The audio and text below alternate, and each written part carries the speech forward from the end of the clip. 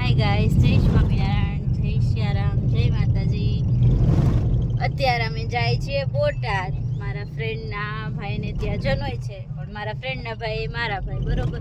અમારે એટલો બધો ખાટો રિલેશન છે, તો અમે જઈ રહ્યા છીએ અત્યારે ત્યાં. અને યોગીબાએ હાફ જગ્યા મળવા માંડી હવે પરમેશ્વરીબાના આવવાથી.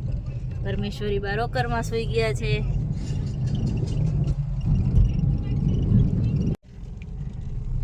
देखो रास्ते में कैमल राइड. ये रस्ता हमारा फेवरेट रस्ता है.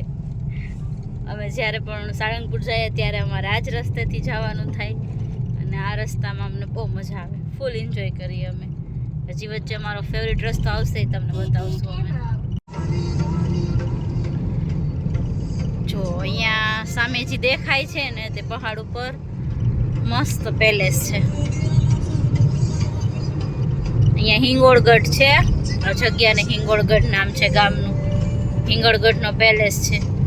અહીંયા એનો ગેટ આવશે, જ્યાંથી આપણે અંદર જઈ શકીએ.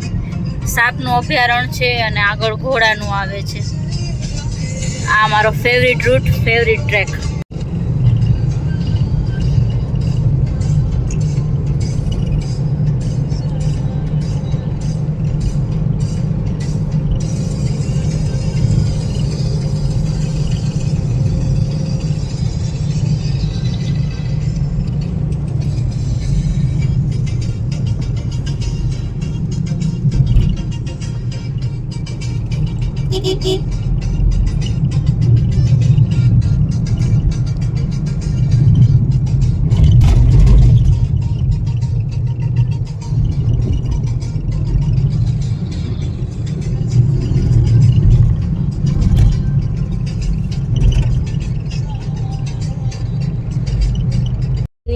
આ બોટાદની પહેલાંની જગ્યા છે, જ્યાં એક મસ્ત હવેલી આવે છે. મને ખૂબ જ ગમે છે.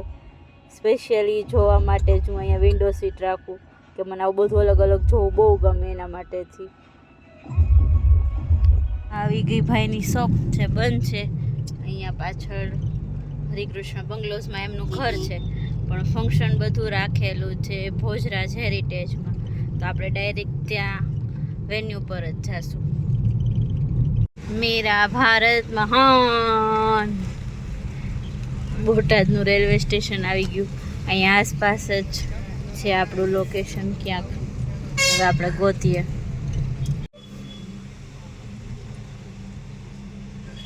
હેરિટેજ એટલે પ્યોર હેરિટેજ ટાઈપનું બધું, જૂના જમાનાનું.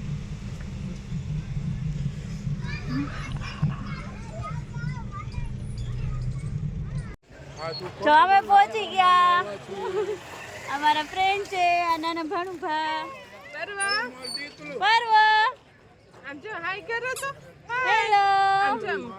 આ જીજાજી છે. અહીંયા આખી ઇવેન્ટ છે, દાંડિયા છે, હલ્દીનો પ્રોગ્રામ છે. અત્યારે ફૈબા સાથે ગૌતમભાઈની ફોટોગ્રાફી ચાલે છે. અમે પણ બધાની જેમ ગૌતમભાઈ સાથે ફોટોગ્રાફી કરાવી લીધી, ફેમિલી ફોટો. પરમબાબી આવી ગયા એમાં. એમનું ફૂલ ફેમિલી છે, મમ્મી પપ્પા, 3 સિસ્ટર, ભાઈ ભાભી, ભત્રીજો. પછી માસીબાએ પરમ સાથે ફોટો ખેંચાવી લીધો, મારો બી ખેંચી દે ફોટો. આ ફૈબાએ પીઠીની રસમ કરી.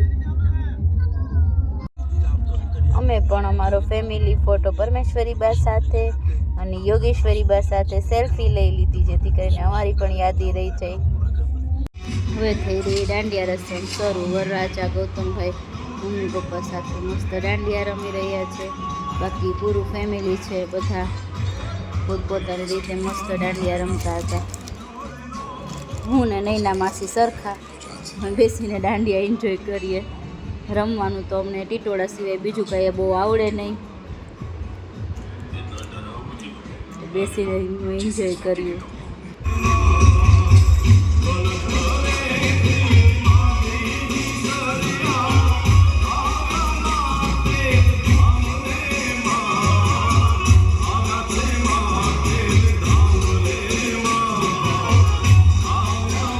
યોગીબાએ બધાની સાથે થોડા થોડા ગરબા રમી લીધા. મમ્મી પપ્પા ન રમે તો ચાલે, પણ એને તો રમવું જોઈએ.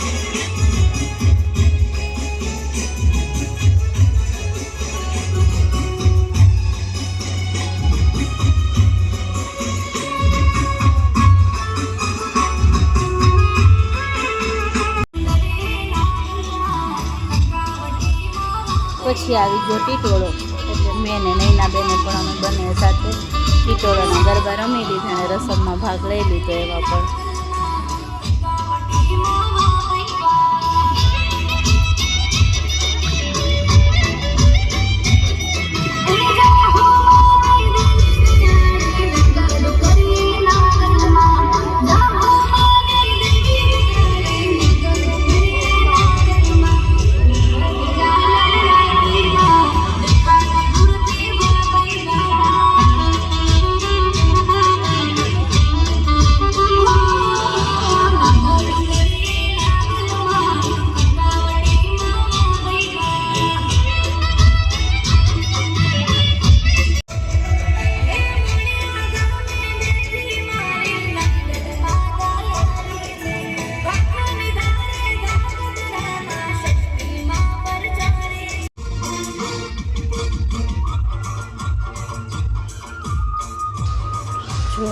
આ આપણા મિત્રના ફૈબા છે, પિંક સાડીવાળા, મોટી ઉંમરના છે, પણ કહેવાય ને કે હરખ હોય ને ત્યાં ઉંમર મેટર નથી કરતી.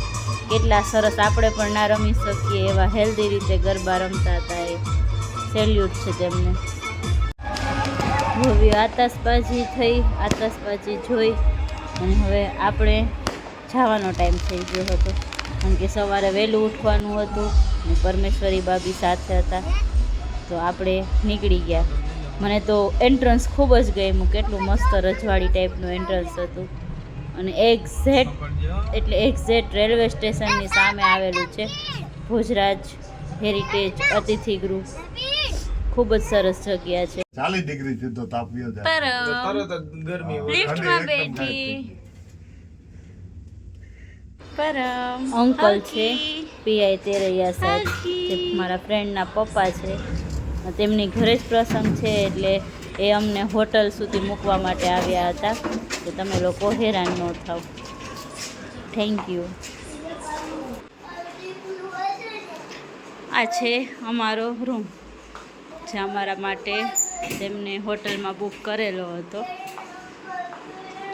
બંને બહેનોના તોફાન ચાલુ થઈ ગયા અહીંયા આવતાની સાથે જ. પરમ